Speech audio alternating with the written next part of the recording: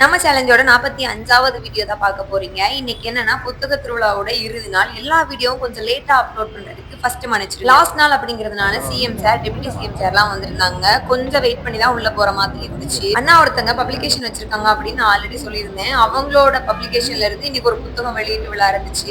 இந்த நிகழ்ச்சி முடிஞ்சதுக்கு அப்புறம் அங்கேயும் போலாம் அப்படின்னு சொல்லிட்டு ஃப்ரெண்ட்ஸ் எல்லாருமே வந்திருந்தோம். வள்ளுவர் கோட்டம் உள்ளேவே தனியா ஒரு அரங்கு இருக்கு. அந்த அரங்குல தான் வந்து நூல் வெளியீட்டு விழா பண்ணலாம் அப்படின்னு சொல்லிட்டு முடிவு பண்ணியிருந்தாங்க. நல்லா பெரிய அரங்காவும் இருந்துச்சு. 50 பேருக்கு மேல இருக்கலாம் அப்படின்ற மாதிரி நல்ல அரங்கா தான் இருந்துச்சு. அதே மாதிரி திராவிடியன் ஸ்டாக் அப்படிங்கிறது என் கூட இருக்க அண்ணாவோட பப்ளிகேஷன். நான் நிறைய வாட்டி வீடியோல சொல்லியிருக்கேன். அவங்க கிட்ட கலைஞர் உரை, அதாவது திருக்குறளுக்கு கலைஞர் எழுதின உரை, தொல்காப்பிய பூங்கா இதெல்லாம் வந்து 100 ரூபாய்க்கே வந்து கொடுத்துட்டு இருந்தாங்க. அதே மாதிரி அண்ணா கிட்ட மொழிபெயர்ப்பு நூல்களும் நல்லா இருக்கும். நிறைய நூல்கள் வந்து மொழிபெயர்ப்பு பண்ணி வச்சிருக்காங்க ஆங்கிலத்துல. அது ரொம்ப நல்லா இருக்கும். நிறைய விற்பனை ஆகிற புத்தகமும் கலைஞர் உரை, தொல்காப்பிய பூங்கா. நிகழ்ச்சியில இன்னும் முக்கியமான விஷயம் என்ன அப்படின்னா, இந்த நூல் வெளியீட்டு விழாவை தொகுத்து வழங்கினதே என் கூட இருக்க நண்பர் ஒருத்தர் தான் தொகுத்து வழங்கினாரு.